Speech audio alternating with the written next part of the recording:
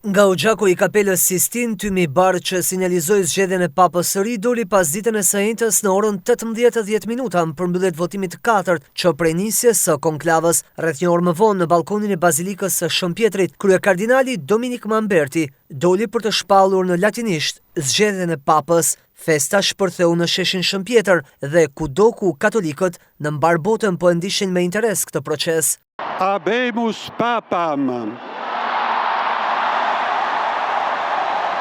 Ai është kardinali Robert Prevost dhe ka përzgjedhur që gjatë pontifikatit të tij të quhet Leoni 14, 69 vjeçari ka lindur në Shtetet e Bashkuara, duke u bërë kështu i pari pap nga ky vend dhe nga Amerika e Veriut. Në fjalën e tij të parë në balkonin e Bazilikës, Papa i Ri u lut në italisht dhe spanjisht, por jo në gjuhën anëtare, për paqen në botën e trazuar nga konfliktet që rrezikojnë shpërthimin e një lufte të re botërore.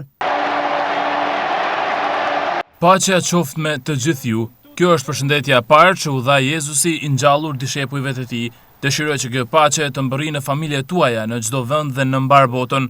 Paqja qoftë me ju, një paqe e çarmatosur, çarmatosëse e përulur. Zoti na do të gjithëve pa kushte.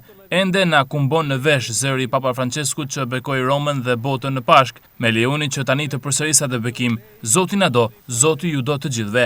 E keqja nuk do të mbizetrojë, të gjithë jemi në duart e Zotit. Prandaj mos keni frikë, të bashkuar me Zotin dhe me njëri tjetrin, të ecim përpara. Jemi dishepuj të Krishtit dhe ai na prin. Bota ka nevojë për dritën e tij, njerëzimi ka nevojë për të rindërtuar lidhjen me Zotin dhe me dashurinë e tij. Ndihmoni të ndërtojmë ura përmes dialogut që të mbretërojë paqja. Faleminderit Papa Francesku.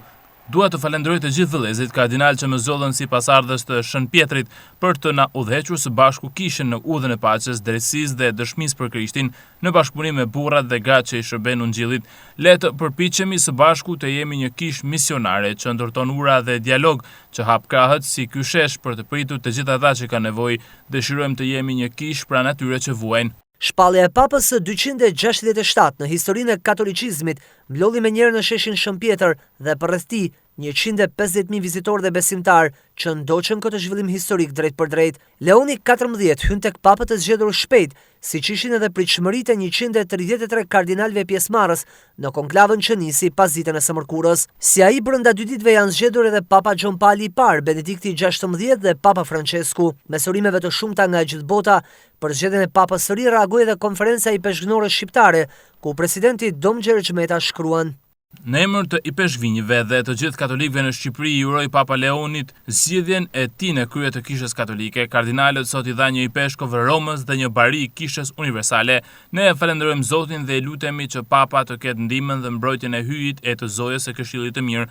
Katolikët shqiptar kanë qenë gjithmonë besnik ndaj Papës deri në martirizim.